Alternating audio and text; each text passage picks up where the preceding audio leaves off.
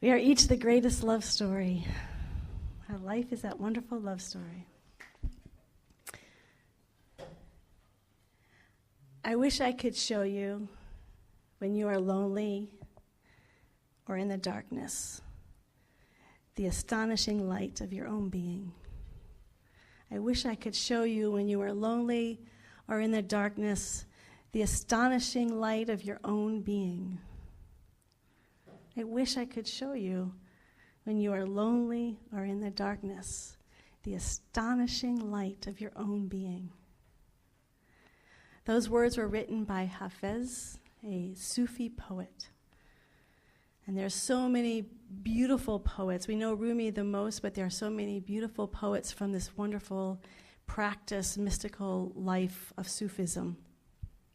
Actually, one of the first mystics was 500 years earlier than Rumi. Her name was Rabia, and gave her life completely over to the divine in that ecstatic love, and wrote about wanting to get rid of hell and paradise and just only love the divine and not anything other than the divine. Sufism is this great love story. It moves past the theology that we get in religions. That's what mysticism does in all the religions. It starts in the theology and then transcends it and moves beyond. Because once we move into that love of pure spirit, the walls start to dissolve. All these ideas and rules and regulations and this is what you should do or shouldn't do, all those start to dissolve away in just pure ecstatic love. And Sufism is one of these beautiful examples of this ecstatic love. They believe that you could commune with spirit and become one with the divine. Now, what's interesting about all mysticism, and this includes Sufism, is that it was very dangerous to the religions because it was transcending them. So often, they had to go off. They were off separate. They weren't, the people of the religion were a little bit worried about them. So a lot of their beliefs or their ecstatic expressions were secret. Because to say you are one with the divine was considered blasphemous. Only, if you're Christian, only Jesus could be one with the divine. In Islam, only no one could be one with the divine. That's just something so transcendent, no human being could reach that state. So to say that you are in Sufism, like most mysticism, they believed that you had direct communication with spirit. You didn't need to learn about God necessarily from a book, but that you could have direct experience. Well, that was considered blasphemy in Islam, just as we see that with Christianity and Judaism, that these were very threatening to the old religions. Even this idea of oneness that we teach, that's why you had the mystery societies, the Greek mystery schools. Have you heard about those? Egypt mystery schools. The Freemasons. Their pinnacle of where they get to is this idea of oneness. And we begin every service, oneness. There's only one power, one presence. We say it everywhere. We say it in all our classes, oneness. We say it like it's the normal thing. But in the past, you didn't get to that place of oneness until you had been on a path for a very long time, and it was considered a secret mystery that you could not talk about outside of the confines of a secret society or this secret sect. So a lot of times these mystical groups were off to the side and did not share what they were expressing or experiencing because they could be hung for it, because of it was so threatening, the idea. And it seemed, and we have to learn one thing from it, I think, especially in New Thought. One of the concerns was, and why they said it was blasphemy, is that people would confuse their ego with I am God. And if you haven't reached those higher states, that is sort of blasphemous to say, well, my ego is God, so I can have whatever I want and do whatever I want, and I'm free because I'm God. And that's coming from a much lower state of development. We have to be clear, and we get confused sometimes on our New Thought path that we think our egos are God. Our egos are there to serve a transcendent self, but the ego that self is not transcendent. Most of our body-mind identity is not in a transcendent state, and it's in a very human-limited identity. And to say that human-limited identity is the divine is sort of, not sacrilegious, but it's out of alignment. So what we are always wanting to do is to align ourselves with the infinite love intelligence of the universe, surrender to it, give ourselves over to it, and allow it to move through us. And then we become vehicles of the divine, but not through our will and not through our small self. So that was the danger that religion saw with mystics. But mystics knew what they were saying, and so we see it everywhere. The I am that I am you see in the Old Testament. Jesus said before Abraham was, I am. He wasn't speaking as Jesus, the personality. He was speaking as the I am, infinite oceanic presence at that point. When he was speaking as Jesus, he would say, it is not I, but the Father within that does the work. So there he was acknowledging he was speaking as Jesus with the divine presence moving through him. So we have to, those are nuances that we have to start, because we talk about oneness, it's important, imperative that we know as a community what we're saying and how we're saying it and where we're coming from when we say the divine is moving in through and as me, I am one with the divine presence, all that the divine is, I am. Where are we coming from when we're saying that? Are we coming from a surrendered state to something greater, or are we coming from a small identity that's wanting to puff ourselves up? Sufis were wonderful because they were a little bit different than most mystics that we see in other religions. Many of the monastic traditions, or those who go off and practice the mystical set, leave the world. Often, most of them that I'm aware of are celibate. Sufis were married and they participated in they had ordinary jobs. Most Sufis were very involved in life, that they went to their centers in the evenings and practiced their mystical practice and then carried it throughout their day in their everyday life. So they were married, had normal jobs. Isn't that wonderful? It's very different than a lot of our mystical traditions. So it's hopeful for us. We have a lot to learn from the Sufis because most of us have jobs and we're married. So it's a wonderful awareness that there isn't just one or two. I remember in Hinduism, Lahiri Mahasaya, who is basically Yogananda's spiritual grandfather, he was a householder. But he's like the one person I can think of who was a householder. Everybody else was not married, living in a monastery away from the world. So to have not just one person who's a householder married, but just a whole community, a whole mystical organization as married and participating is a wonderful example for us of what's possible for us right here at the Lighthouse Center for Spiritual Living. We can be a community of mystics, and we don't have to change. We don't have to leave the world. We don't have to become celibate. Thank God, right? No. And to be fully realize our oneness and union in spirit. There is one aspect, however, a little teaching aspect before we go fully into the devotional life, because it's really important to understand where we've come from. Most of us, so there's three faces of God, and I want to explain them real quickly because it helps me be willing to surrender even more. The three faces of God is I am, I, thou, and this is, in this case, God is, or the divine is, or Allah is. You're talking about it. Most of us come from a tradition, because most of the religious traditions come from an I-thou background, which is there is a God, an Allah, a Brahma, whatever, and it's out there, and we're very small, and it's very big, and we're in relationship. However, in different religions, what that relationship looks like is defined differently, but we're in relationship with this I-thou thing. We recognize that we're small, that we are limited. And this comes even from the indigenous. They had other beings. I mean, there's always this recognition there's something greater, and we're turning to it. So that's where all this heritage comes from, is the I-thou. Now, as we've spiritually progressed, we started to realize there's not all this separation, that in fact, this mysticism that was once reserved for a special elite has now become the recognition of most of us. I don't mean just in Centers for Spiritual Living, but as you know, the spiritually progressive movement has really, Marianne Williamson, Deepak Chopra, all these wonderful teachers are universal now. Wayne Dyer, everyone's learning these ideas of oneness. So we speak in the spiritually progressive word, we speak about oneness. We speak about the divine, and we don't need to call it God. People use the universe, the divine goddess, life itself. I'm drawing blank, but there are many names. Love, intelligence of the universe, the eternal one, the thing itself. There are so many different names because God often has that old idea of God up in the sky, us here, that separation. So we talk about this oneness, this one power and this one presence, and then we recognize because there's only oneness, there's only this thing itself, there's only this love intelligence where there is no other, that we are therefore one with it, that it is all that I am. And then we move to the first person. So we have three faces of God, first, second, and third person.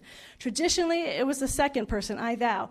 Then we move into intellectually understanding the third person, the divine is all that there is, and in that we learn that I am that I am, that I am all that it is all that I am, and we merge ourselves with this divine presence, and that becomes also an ecstatic way of understanding and knowing. So when we move into prayer, that's what we do in our prayers for Centers for Spiritual Living, is we begin with this recognition of I am, that it is and I am all that there is, and we can surrender into that I am and begin to speak as that I am, allow it to move through and as us, and that becomes even an ecstatic state in itself. There's no separation. Even if we're witnessing, we can say, I'm witnessing my hand here. There's subject, object. But when we really know that there's oneness, this hand is witnessing too. The I am is in my hand. That I am is not limited just to my perception. The I am is witnessing itself as all creation. And now there's no separation. I am the hand, and I am my head. I am the clouds. I am the floor.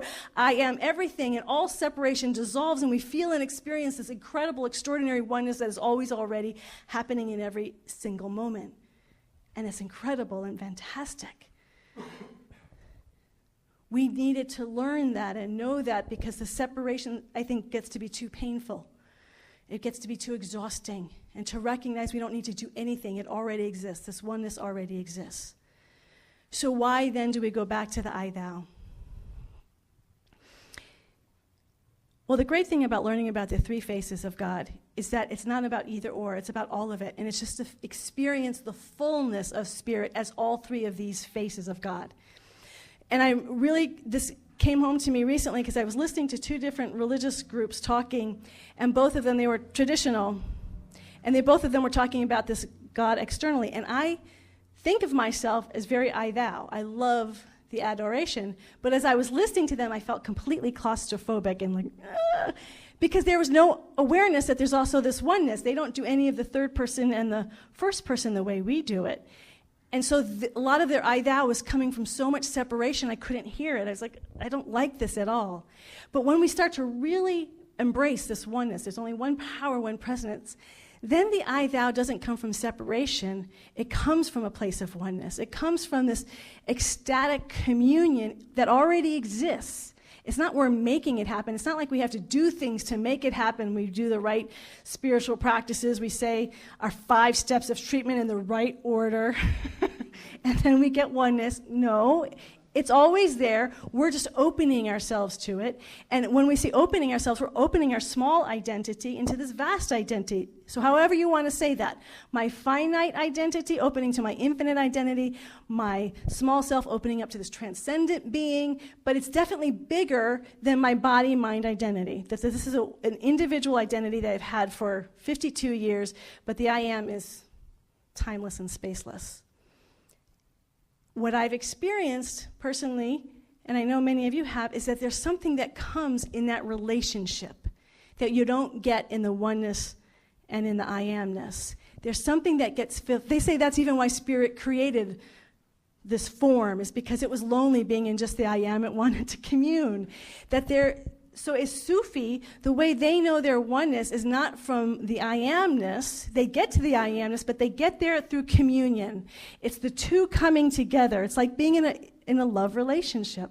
So they see the divine as a lover, not as a master. We see a lot of images and symbolism as a master. The reason why I don't like the master-servant is because the master, the way we humanly see masters as people who might give you good stuff if you're good, if you behave right as a servant, and they're not really that generous. A lover is someone who loves you completely, unconditionally, pours their love. In Sufism, they believe Allah loves us so much more than we could ever love it. No matter how much we love Allah, it loves us more. And it's just pouring, it's all this vast love into us all of the time. And we can never outgive that love. So we just give all our love back, and the more we give love back, we get more love coming back to us. It is a lover relationship. It is our beloved. It is that everything that we think of as even a human lover, we give our whole self to a human lover because we trust that person, that being, with our whole being. We don't withhold. That's what this presence is. That's what this relationship is with the divine for the Sufi mystics. They're giving themselves completely, and it's not coming from separation, but from this ecstatic union of being seen and known for who we really are, the divine always loving itself as us, and we're living it back. So it's God loving itself. I believe it was Plotinus who said, it is the deep calling unto deep and deep answering deep. And that's really what it is. It's the depth of being calling itself forth and answering itself. I love this Rumi poem.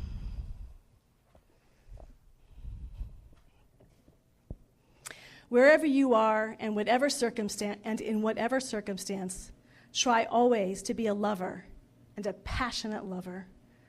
Once you have possessed love, you will remain a lover in the tomb on the day of resurrection, in paradise and forever. Wherever you are in whatever circumstance, try always to be a lover and a passionate lover. Once you have possessed love, you will remain a lover in the tomb on the day of resurrection, in paradise and forever. And he says in another quote, if you haven't been a lover, you haven't lived. And then he adds the somewhat harsh comment, and you will not be counted. If you haven't been a lover, you haven't lived, and you will not be counted. What he's speaking to is that the divine wants our whole being, our heart.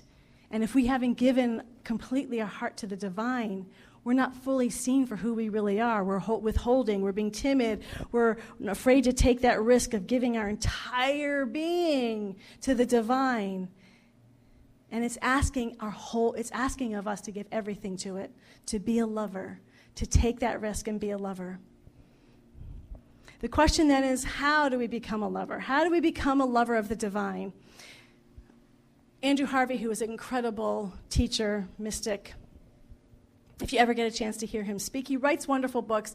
His speaking is just on a whole nother level. He's pure passion when he speaks, and he's incredibly smart. I think the youngest person to graduate from Oxford. So he's got all this incredible intellect pouring through this passionate heart.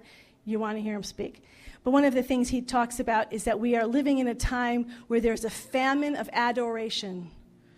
We are in a famine of adoration, that we're in this place of wholeness and oneness, and we're one, but we don't adore anymore. And there's something that comes from adoring, from softening our heart and giving ourselves to something greater than us that can't be felt in any other way than through this beautiful surrender and adoration.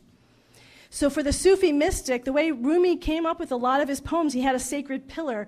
I don't know if you know about the Sufism. They have the whirling dervishes. They love music, art, dance, poetry, in any way that led them into these wonderful heights of ecstasy. So he would dance around a pole. And as he was dancing around the pole, these poems would come through him. And we hear these poems, and they're beautiful poems, but he wrote in Persian. And one of the things I didn't know until I was at Unity of Tri-Valley, I taught a Rumi class, and Bita Salamat, who comes here, is Persian. And she said, well, you know, the poems are rhyme, which I never knew. That he wrote these are rhyming poems. And so she would read some of his poetry in Persian.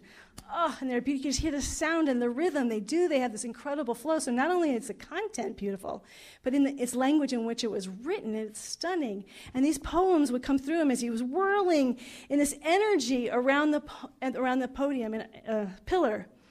And I think the value of that, as we're on this wonderful path of mysticism ourselves, everyone here, you wouldn't be here if you weren't on this path of mysticism, because that's what we teach is oneness, is that we can be in ecstasy and know the depth of spirit. I think for those of you who've ever experienced Agape, it is a spiritually progressive community in Los Angeles. And to me, that's what it represents. On Sunday mornings, it represents this ecstasy. It uses music. They have art on the walls through the spoken word. Just the energy in that room, you get lifted higher and higher in this energy, and it's as mystical as the deepest meditation. So I invite you, you can watch Reverend Michael, and his talks are wonderful, but it's not the same as being there. So if you haven't had an opportunity to be at with their music, the program, just the energy that's been created, it's been around for 30 years now, just the energy that you walk into, it changes you.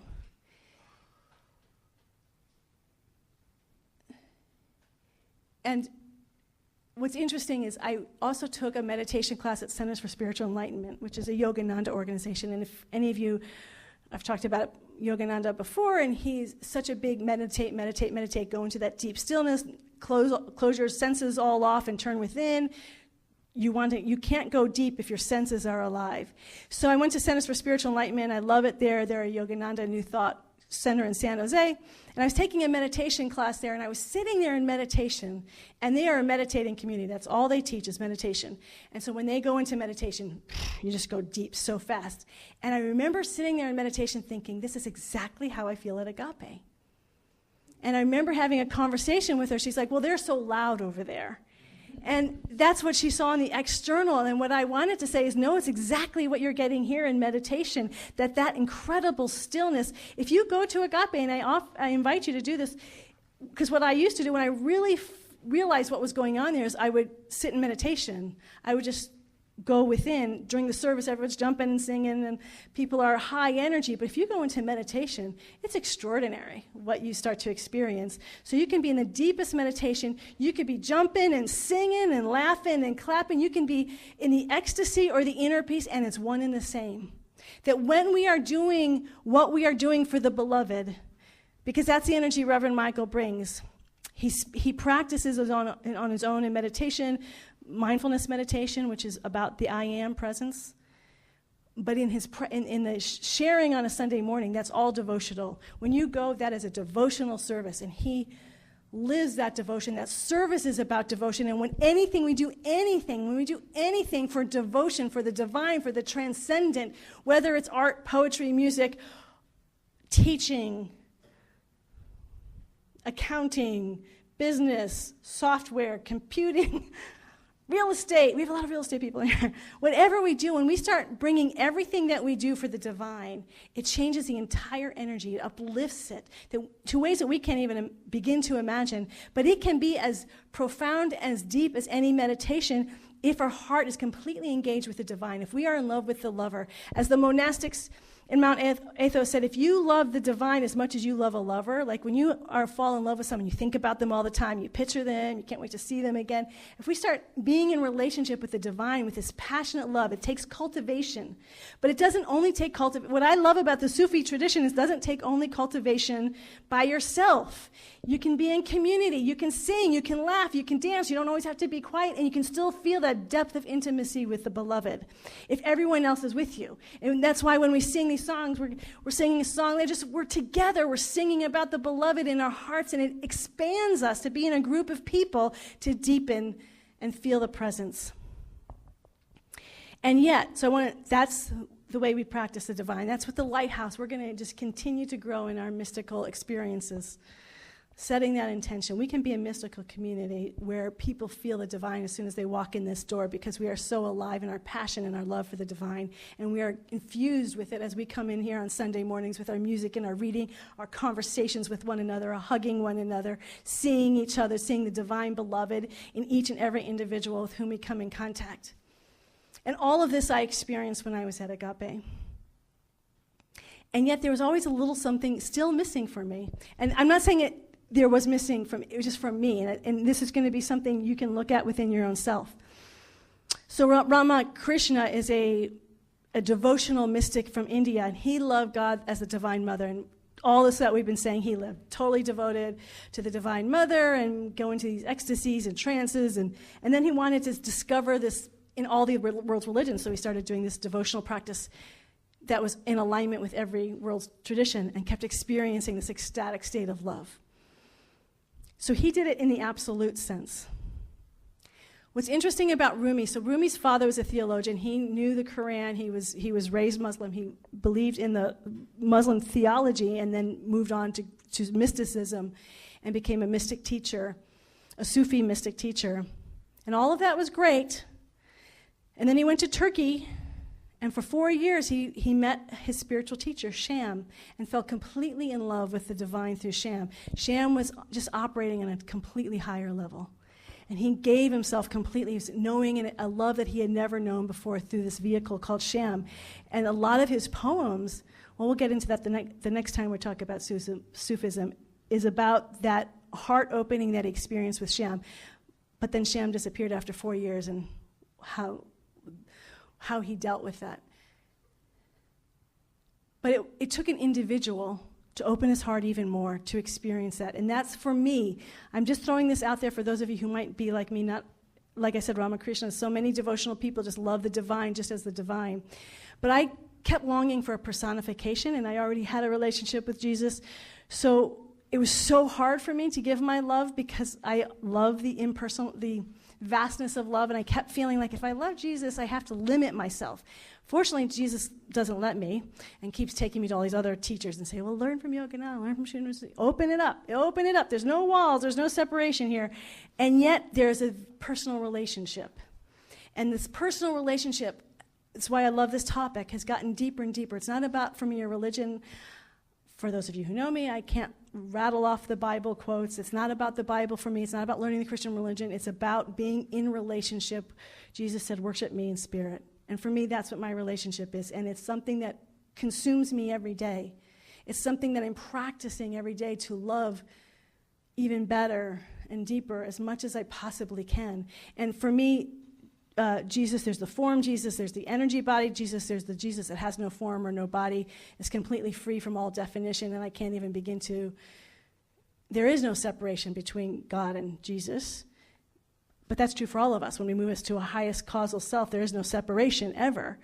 So to me, I get to experience the divine in all the different states of consciousness through this being of Jesus, and it's teaching me more and more about love. So I'm inviting for those of you who want some sort of form. See, what I learned is I needed some form. I loved agape. I loved all the energy and the love and loving God, but then I started needing. For me, I needed to be in relationship, that I wanted it to be a little bit more intimate, and I found it in Jesus, but it doesn't have to be Jesus. It could be a spiritual teacher on earth. It could be a spiritual being that's on the other side of the plane that you just feel. I know someone just said, I don't feel any of this, but I want to feel it. So she just picked somebody and started doing devotional practices with them to open her heart to start experiencing what that might feel like to be in a devotional relationship. She picked, I believe she picked Mary. I don't know what, I mean, there's in every religion, there's beings you can devote yourself to, so it doesn't have to be Christian. I'm using those examples. And for Rumi, it was Sham that opened his heart and really took those love poems to the divine even deeper. And what I find, Yogananda, if you read Autobiography of Yogi, the way he talks about his guru, Sri Yukteswarji, like he loves God, but the passion that he feels for his teacher. Shunryu Suzuki said, I shed a tear for my father because he died. I sob when it comes to my teacher. That when we meet that divine being in our life, whether it's on the other side of the veil or this side of the life, it takes us to a love that we can't even begin to imagine, that is so intimate. And so as we're looking at our love story, I'm inviting you to look at your love story. What does it look like for you? We're all in it.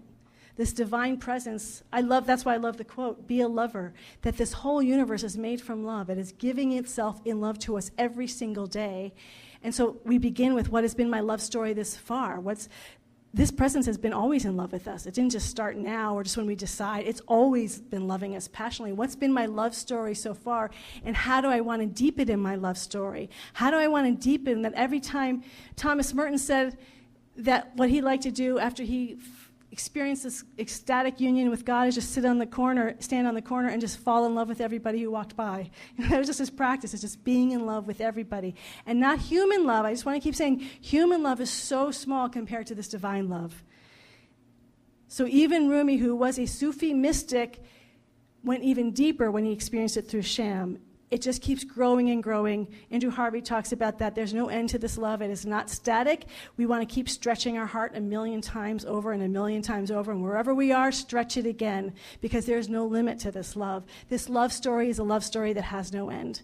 And it's deeply fulfilling. It's deeply fulfilling on every level of dimension of our being, physically, emotionally, mentally. It fulfills us in a way nothing else can. So I invite us all to our love story, and I'm going to end, of course, with a Rumi poem. Because who can say?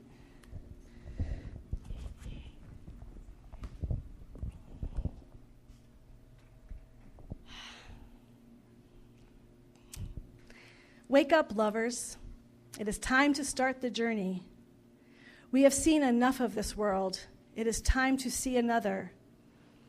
These two gardens may be beautiful, but let us pass beyond them and go to the gardener. Let us kiss the ground and flow like a river towards the ocean. Let us go from the valley of tears to the wedding feast. Let us bring the color of blossoms to our pale faces. Our hearts shiver like autumn leaves about to fall. In this world of dust, there is no avoiding pain or feeling exiled. Let us become like beautifully colored birds and to fly to the sweet land of paradise. Everything is painted with the brush of the invisible one. Let us follow the hidden signs and find the painter. It is best to travel with companions on this perilous journey. On this perilous journey, only love can lead the way. It is best to travel with companions on this perilous journey, only love can lead the way. We have stayed at home scared like mice. Let us find our courage and join the lions. Let our souls turn into a mirror, longing to reflect the essence of beauty. Let us begin the journey home.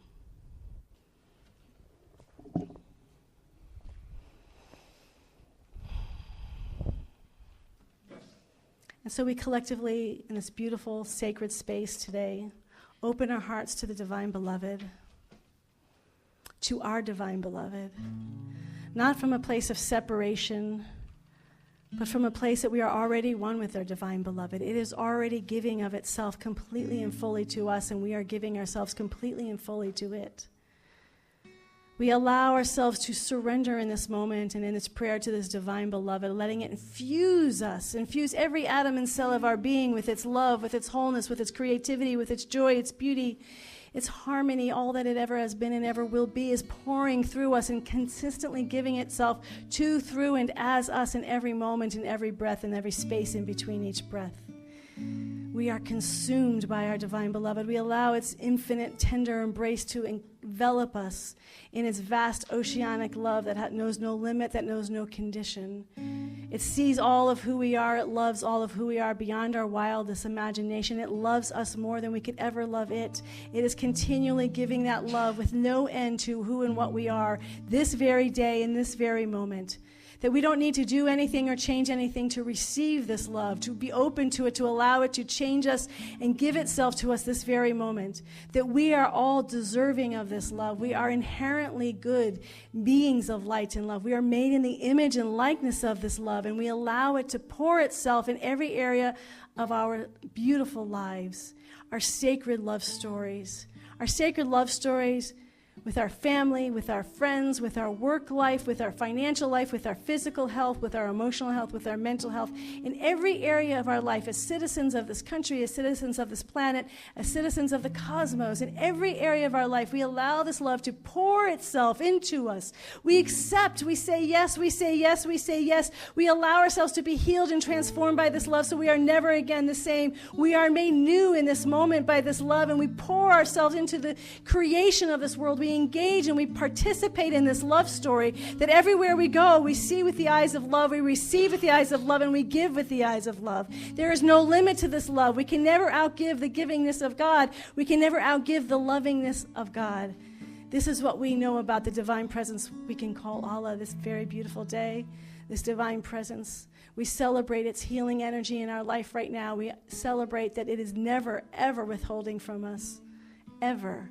That all the love is right here and right now. And as we know this for ourselves and for this beautiful, sacred lighthouse community, we know this for all life, all beings, all people who feel lonely, who are in the darkness.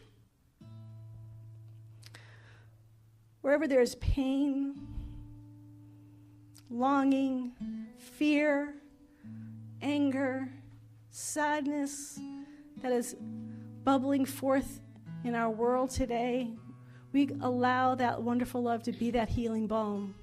We call forth this love to be known and to be felt and to be experienced in every aspect, in every atom and cell of creation, in every breath of creation. Human beings, animal, plants, minerals, this wonderful planet, in every form of life, into every sentient life form, this divine love is being poured over and over, moment by moment, into its creation. And we accept on behalf of all creation, we accept, for we are this creation with no limits, no boundaries, There is only love. And we are that love now. We are one. We are one with our beloved. We are in love with our beloved, and she is in love with us. Thank you, divine, infinite, eternal one, beloved, mystical presence that is always our life. In peace and everlasting joy, in our ecstatic union with you, we surrender this word to you now, knowing that as it has been prayed, it is fulfilled as all of us in this room and all life. Thank you, thank you, thank you. And I invite us all to say together now, and so it is. Amen and amen.